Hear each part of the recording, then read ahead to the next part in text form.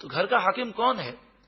قرآن مجید فرقان حمید نے ارشاد فرمایا الرجال قوامون علی النساء، مرد عورتوں پر حاکم ہیں. گھر کا نظام چلانے میں مرد کا فیصلہ حتمی فیصلہ تصور کیا جائے گا. ہاں، باہمی مشورہ لینا اور مشاورت کرنے میں کوئی حرج نہیں. بما فضل اللہ بعضهم علی بعض، ایسا کیوں ہے کہ گھر کا حاکم عورتوں کو نہ بنایا گیا، مردوں کو بنایا گیا؟ فرمایا یہ اللہ کی مشیت ہے، اس وجہ سے کہ اللہ بعض کو بعض پر فضیلت عطا فرماتا ہے. اس معاملے میں مرد کو فوقیت ہے. وَبِمَا أَنفَقُوا مِنْ أَمْوَالِهِمْ، اور یہ فوقیت اس وجہ سے ہے کہ مردوں نے عورتوں پر اپنا مال خرچ کیا.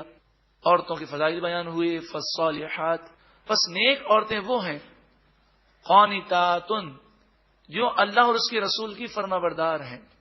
حافظات للغیب بما حفظ اللہ، اور جس طرح اللہ تعالی نے حفاظت کا حکم دیا اس طرح شوہر کی غیر موجودگی میں اس کے مال اور اس کی عزت کی وہ حفاظت کرتی ہیں. واللاتی تخافون نشوزہن، سوال یہ ہے کہ اگر ناچاکی ہو اور عورت حقوق ادا نہ کرے تو مرد کیا کرے؟ تو ارشاد فرمایا تم خوف کرو ان عورتوں کے بارے میں کہ وہ نافرمانی کر رہی ہیں. فاعظوہن، تو تم انہیں نصیحت کرو. یہ شریعت کا قاعدہ ہے کہ جب نصیحت کی جائے تو تنہائی میں کی جائے، اور یہ معاملہ مرد اور عورت کے درمیان ہو، گھر کے کسی اور فرد کے سامنے یہ مسئلہ نہ چھیڑا جائے، کیونکہ سب کے سامنے نصیحت کا اثر الٹا ہوتا ہے. نصیحت کی جائے، سمجھایا جائے، اور نصیحت جب کی جائے تو انداز نرم ہونا چاہیے. جب وہ نصیحت کر کر کے تھک جائے اور یہ خیال کرے کہ یہ اس پر کسی نصیحت کا اثر نہیں ہوتا، پھر کیا کرے؟ وَاهْجُرُوهُنَّ فِي الْمَضَاجِعِ، تم انہیں بستروں میں الگ کر دو، یعنی ان سے قطع تعلق کی کر لو، بات چیت بند کر لو. یہ دوسرا اسٹیپ ہے. لیکن ابھی تک کسی کو یہ بات معلوم نہ ہو کہ تمہارا اور اس کا آپس کا معاملہ ہو، لیکن اس کے باوجود بھی عورت پر اثر نہ ہو. وَاضْرِبُوهُنَّ، تو پھر تم ان عورتوں کو مارو. لیکن یہاں دو باتیں یاد رکھنی ہیں. قرآن مجید فرقان حمید نے جو مارنے کی اجازت دی یہ تیسرا اسٹیپ ہے. دوسری بات یہ یاد رکھنی ہے کہ مارنے میں یہ شرط ہے کہ چہرے پر مارنا جائز نہیں، سر پر مارنا جائز نہیں، اور یہ بھی شرط ہے کہ جسم پر اگر مارا جائے تو اس انداز میں مارا جائے کہ جسم پر نشان نہ پڑے، ہڈی کو نقصان نہ ہو. یعنی ہلکی مار تو جائز ہے، زور سے مارنا جائز نہیں. عورت کے لیے بھی یہی حکم ہے اور بچے کے لیے بھی یہی حکم ہے. اللہ تعالی ہمیں عمل کی توفیق عطا فرمائے. اور ایک جو ضروری بات ہے کہ مارنے کی اجازت مطلقاً نہیں بلکہ اس کی قیود شریعت میں بیان ہوئی. اگر عورت گھر کا کام کاج نہیں کرتی، شوہر کے کپڑے نہیں دھوتی، ساس و سسر کی خدمت نہیں کرتی، اس وجہ سے مارنے کی اجازت نہیں ہے. سمجھا سکتے ہیں مارنے کی اجازت کس صورت میں ہے؟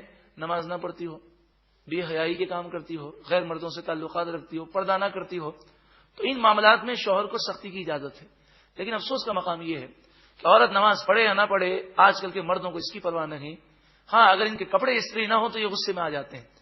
تو جہاں شریعت نے غصہ کرنے کی اجازت نہیں دی وہاں کرتے ہیں، اور جہاں حکم دیا یا ایھا الذین آمنوا قوا انفسکم واہلیکم نارا، تم اپنے آپ کو بھی جہنم سے بچاؤ اور اپنے گھر والوں کو بھی جہنم کی آگ سے بچاؤ، وہاں پر ہمیں کوئی فکر نہیں ہوتی.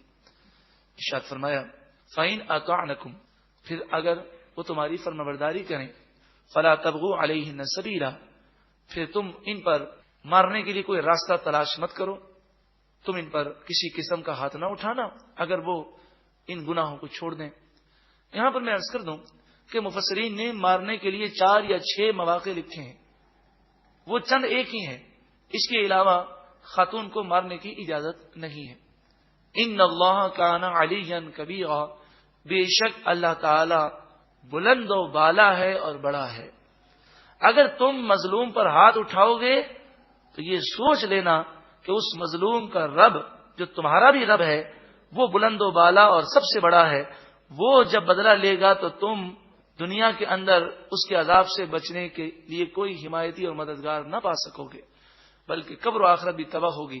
اگر اس کے باوجود بھی عورت نہ مانے تو اب زور سے نہیں مار سکتے. ابھی تک یہ بات لوگوں کے سامنے ظاہر نہ ہوئی تھی، لیکن اب بھی عام لوگوں کو عورت کے عیوب بتانے کی اجازت نہیں.